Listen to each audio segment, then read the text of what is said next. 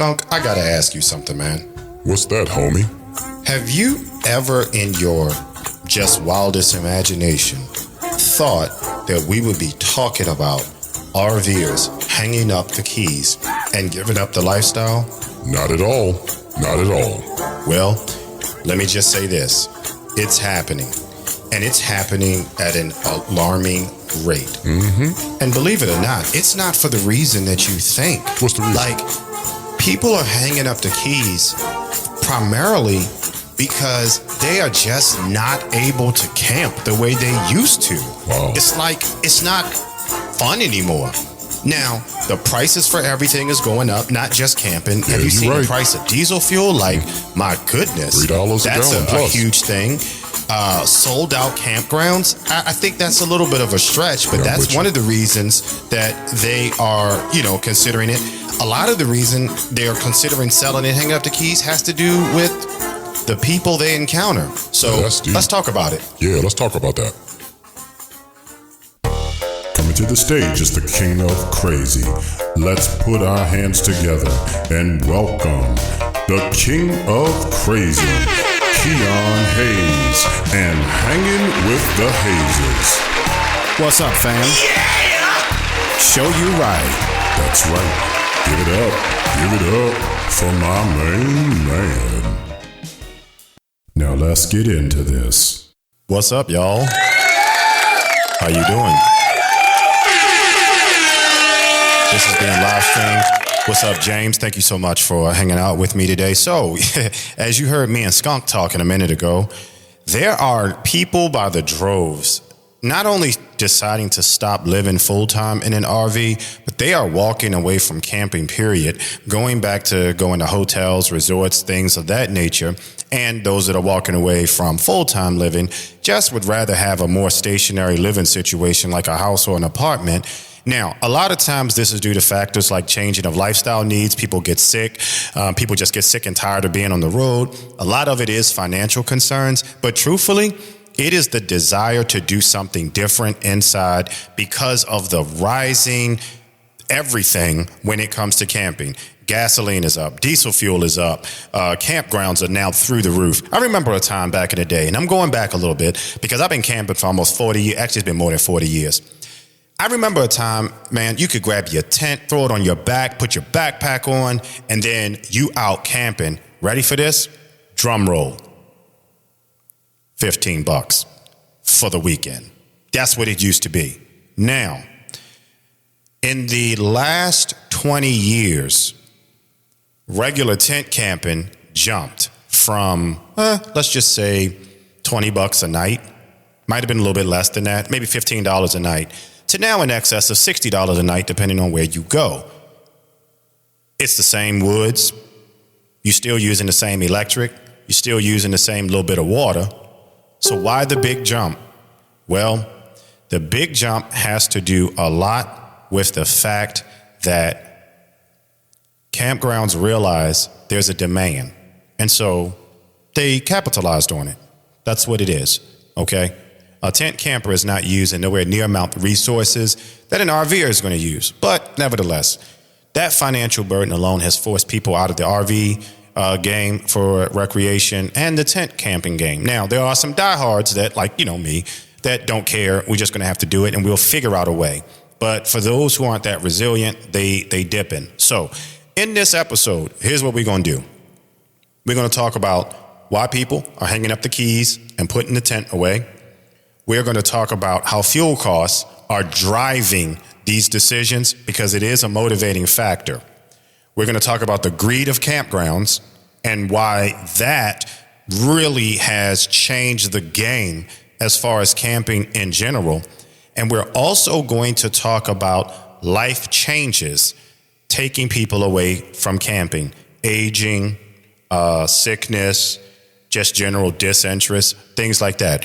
We're going to do it all in one episode of Hanging with the Hazes.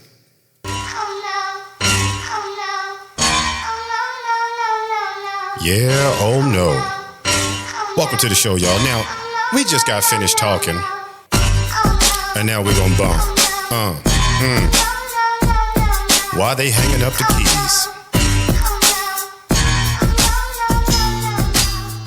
So, yeah, it's true. RVers are hanging up the keys. They're hanging them up left and right, and there's a variety of reasons for it. But we're going to talk a little bit about what that is, why they're doing it, and kind of give you some perspective as to what's going on with that. So let's start from the beginning.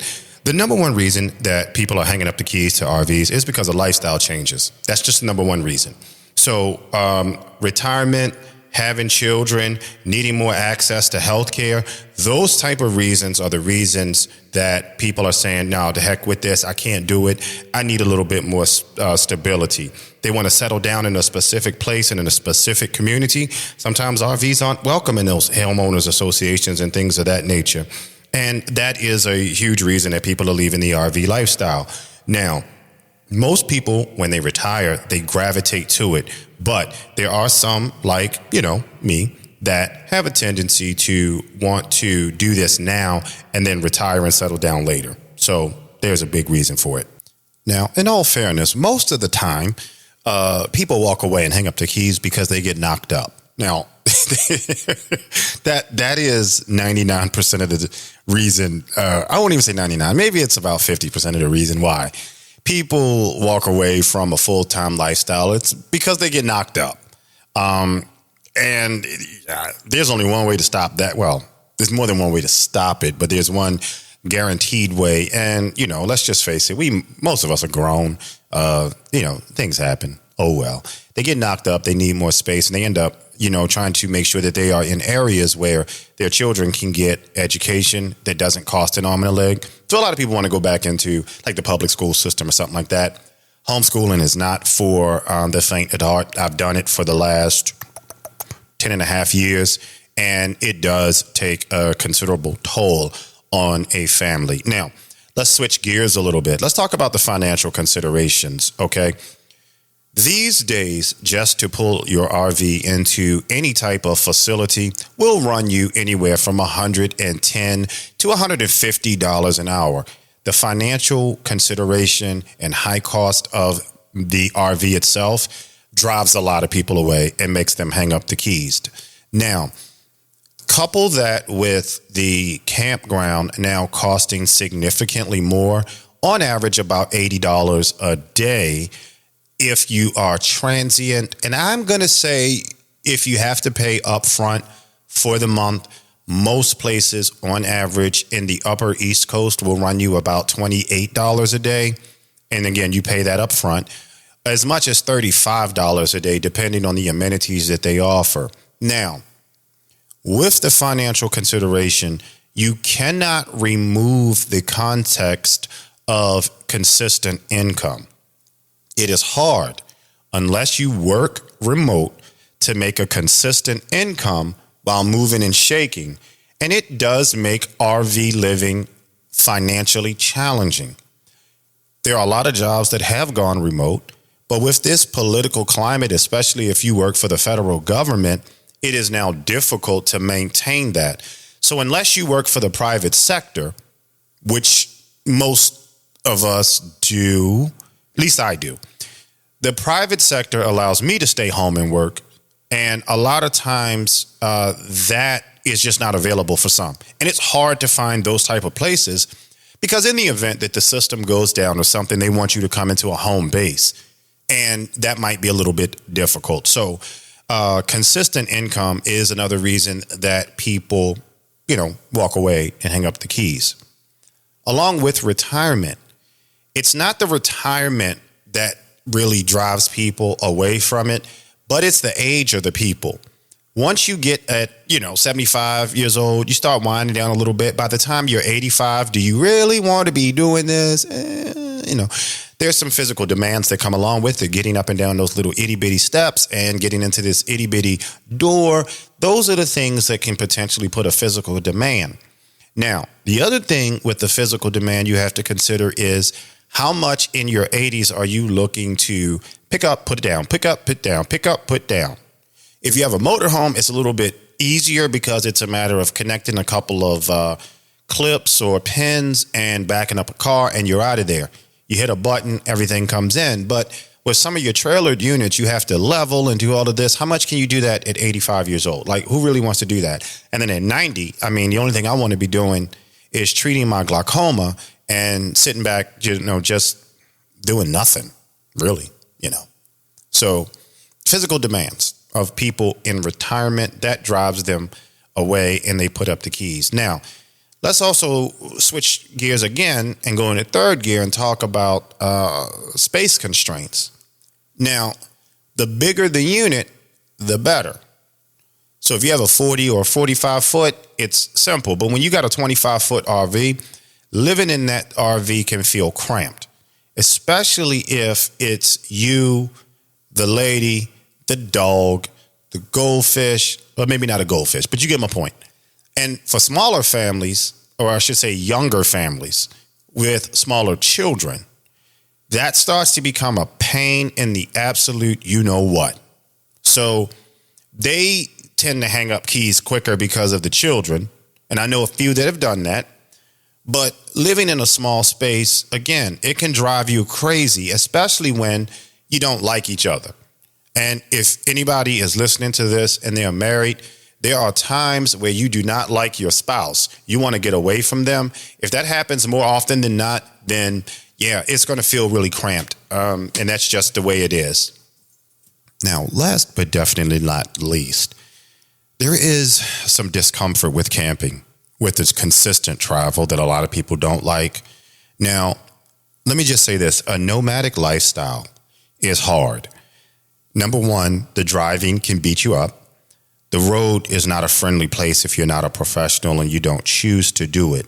And let's just face it, it doesn't suit everybody. Some people do better, whether it be psychologically or whether it's just physically, being in a fixed place with the stability of a fixed home.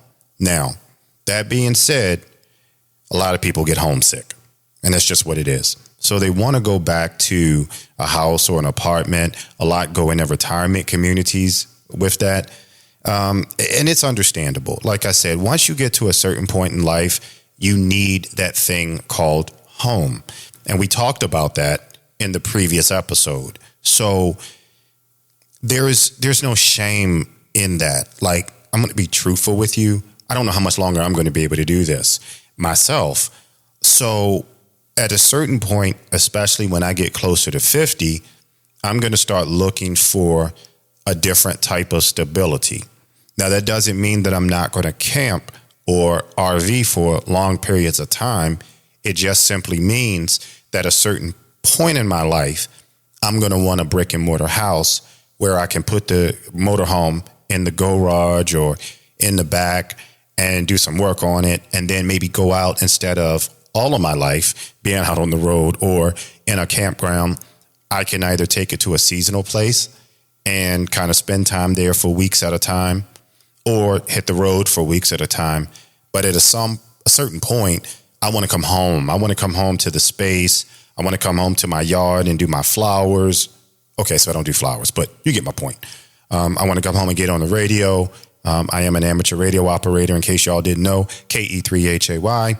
And, I just want to do that. I mean, I want to swing the beam and talk across the world, but it's hard to do that in a motorhome. So those type of things, and for those reasons, people do just kind of sort of give up the nomadic lifestyle and choose something a little bit more fixed.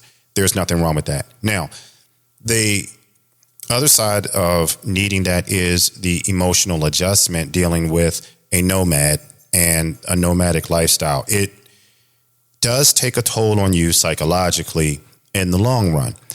One of the things about being a nomad, so to speak, or just full-time RVing in general, is their social isolation. It is hard to build long-term, lasting social connections, because if you're not moving, somebody else is. Some people enjoy the community aspect of a campground, but others do find it difficult for that reason. And so they hang up the keys because they like seeing the same neighbor with some type of certainty over a certain period of time. Me, it doesn't matter to me. I can take it or leave it. I'll see you when I see you. And I don't have a problem being sort of introverted in that respect.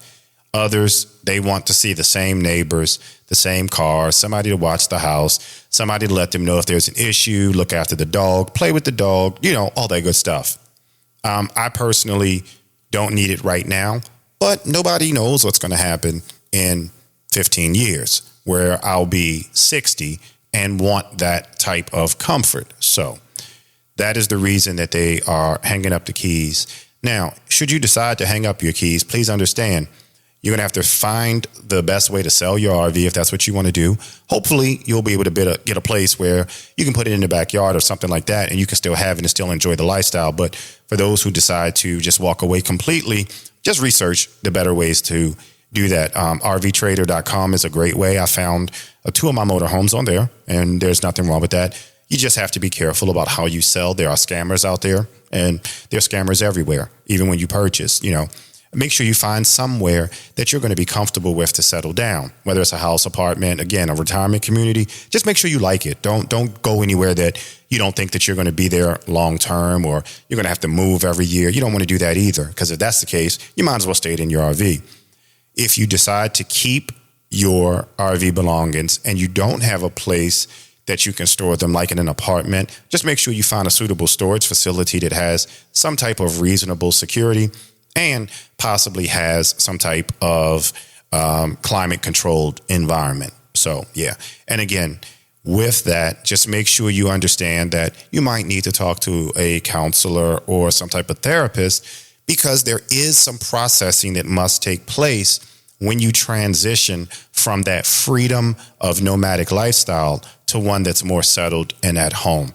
Very important. And listen, I am a proponent for therapy. Please do not think that you can do this by yourself, because sometimes you need help, and it's okay to seek that. I usually say something different, but here, because it's a kid-friendly show, I'm simply going to say there are pills for that. There are people that you can dump your life problems on and pay them to do it, and they can't tell anybody. Do it. It's a good thing. With that being said, I'm at my time. It has been a true, absolute pleasure to hang out with y'all out there today. If you need, thank you so much. If you need any information, feel free to hit me up. I ain't got no problem with talking to you. I'll get back to you and get any information to you that you need. And this is Crazy Keon. I'm going to say howdy do and 7-3 to those amateur radio operators out there. Y'all have a mighty fine one. And as usual, I'm out of here. Take it away, my main man, Funky Skunk. Be sure to join us on Apple Podcasts, Spotify, Amazon Music, and you can always catch us on Facebook and YouTube. Hanging with the Hazes.